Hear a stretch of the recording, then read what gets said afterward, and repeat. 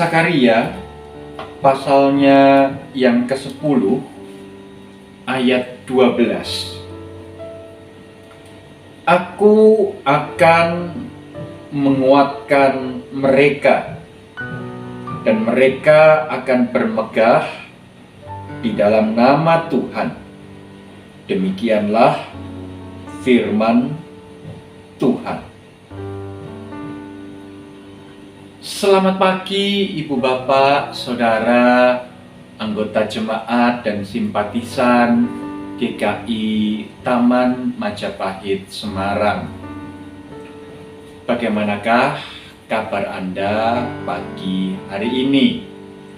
Semoga pagi ini kita semua boleh bangun dengan hati yang siap untuk menerima berkat yang baru yang Tuhan sediakan di hari yang baru ini. Ibu Bapak, Saudara yang terkasih dalam Tuhan Yesus Kristus, ada seorang aktivis perempuan pernah berkata kepada saya, tidak mudah untuk menjadi seorang perempuan, apalagi cantik. Di tengah-tengah situasi dan kondisi seperti sekarang ini, kecantikan memang adalah berkat Tuhan, tetapi kecantikan juga bisa menjadi sumber bencana. Saya mencoba merenungkan apa yang dikatakan oleh aktivis perempuan tersebut, dan memang harus diakui dengan jujur bahwa kebaikan-kebaikan hidup yang dialami oleh seseorang di satu sisi adalah sebuah berkat yang harus diterima dengan penuh sukacita dan rasa syukur, tetapi di sisi yang lain adalah satu hal yang perlu untuk diwaspadai, sebab ada begitu banyak orang-orang, pribadi-pribadi yang tidak berniat baik, tidak beritikat baik terhadap mereka yang mengalami kebaikan Tuhan. Dan Ibu Bapak, Saudara yang terkasih, itulah yang dialami oleh bangsa Israel. Tuhan berjanji kepada mereka untuk memberikan tanah yang baik, tanah yang subur, tanah yang indah, sehingga kehidupan mereka boleh menjadi kehidupan yang makmur, kehidupan yang penuh dengan kesejahteraan, kehidupan yang penuh dengan sukacita. Tetapi bukankah tanah yang subur, tanah yang baik, tanah yang makmur itu juga menjadi idam-idaman, juga menjadi tempat yang diinginkan oleh bangsa-bangsa lain selain bangsa Israel? Dan oleh karena itu, manakala bangsa Israel menetap di tanah perjanjian yang Tuhan berikan kepada mereka,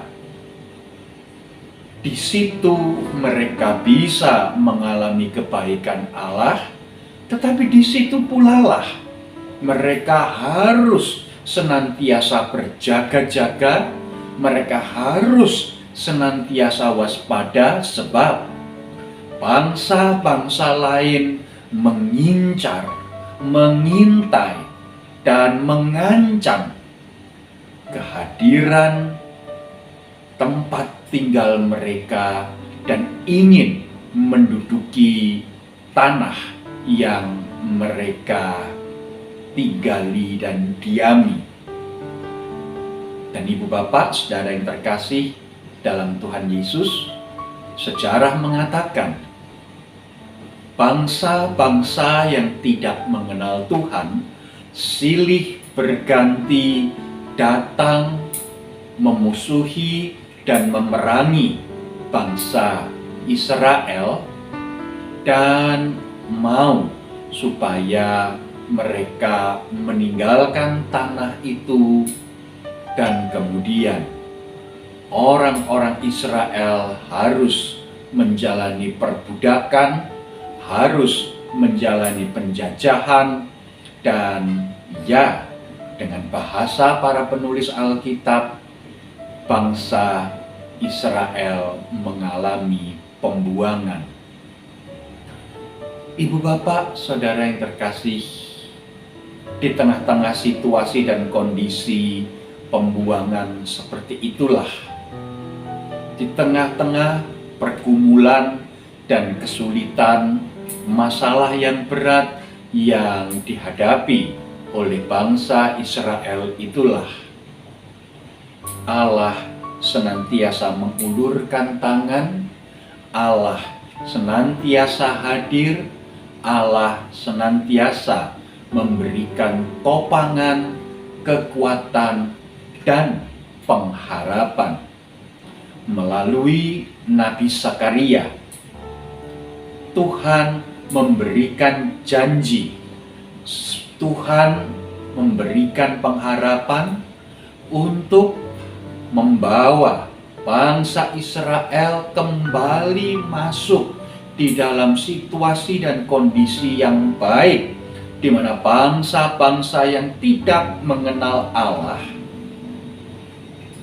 tidak lagi menguasai, tidak lagi menjajah, tidak lagi menduduki